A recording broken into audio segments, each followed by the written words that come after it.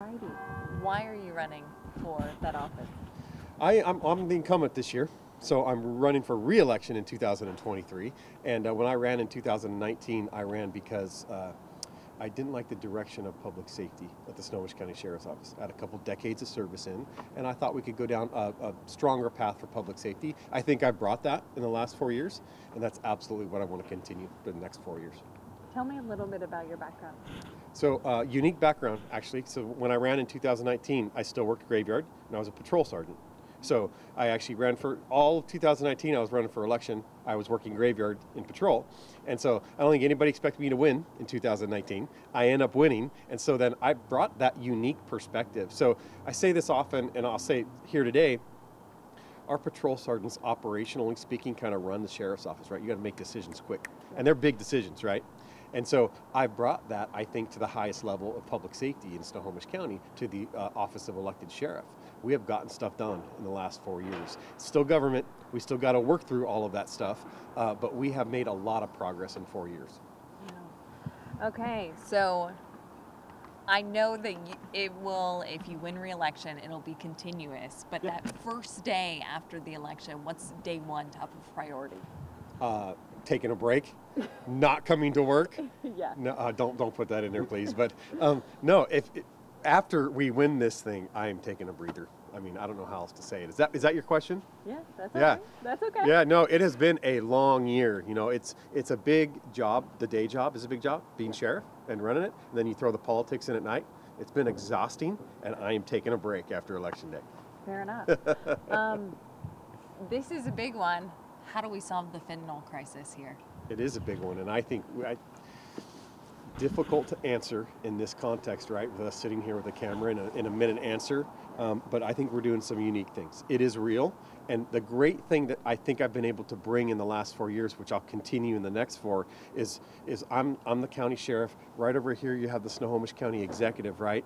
Just today, I met with the Snohomish County executive and his team. We do that all of the time, and we are all on the same page. And I'll say for the first time that I can recall in Snohomish County government when it comes to the fentanyl crisis. It's a unique approach up here in Snohomish County. Dave Summers, the county exec, just said that in his budget address 2 weeks ago. We it doesn't matter, political parties don't matter, left or right doesn't matter. We get in a room and discuss these very difficult topics and figure out what is going to be the best approach. I think we have some good stuff going on. For me, I run across the street, the 3rd largest jail in the state of Washington, and we're trying to keep that stuff out of the jail and do everything we can. The next step in that kind of approach is we're starting a recovery module for people. So when people in crisis, whether it's addiction, mental health crisis, we still are responsible for their care over here. So just as much as I'm the law and order guy, I want to be the compassion guy too. When people are in our care, we're responsible for them. We're about to start a recovery module in the Snohomish County Jail. For those that are willing to start their path to recovery, we will have access for that over there. Alrighty. And then going down, if you had to choose one, what is the biggest issue that's facing Snohomish County right now? You just said it. It's the fentanyl crisis. I'd have to say 2. It is the fentanyl crisis, absolutely, and it's public facing. You can drive around the streets and see it anywhere, whether it's Seattle, Everett, or anything else, and then violent crime.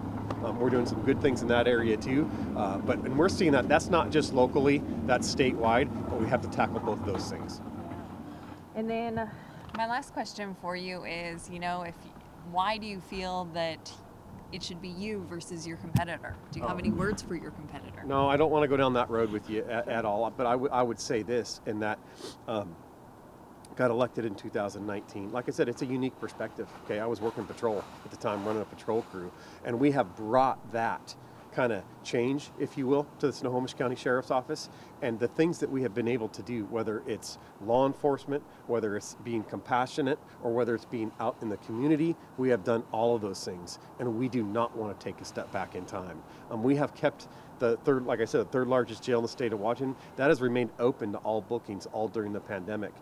That is so critical to public safety. A lot of people miss that because it's we're getting in the weeds a little bit, but you can't, during the pandemic, you couldn't go to Pierce County and book somebody for some of these lower level crimes. You definitely couldn't in King County. We have been open the entire time. I have brought that to the Snohomish County Sheriff's Office and want to continue.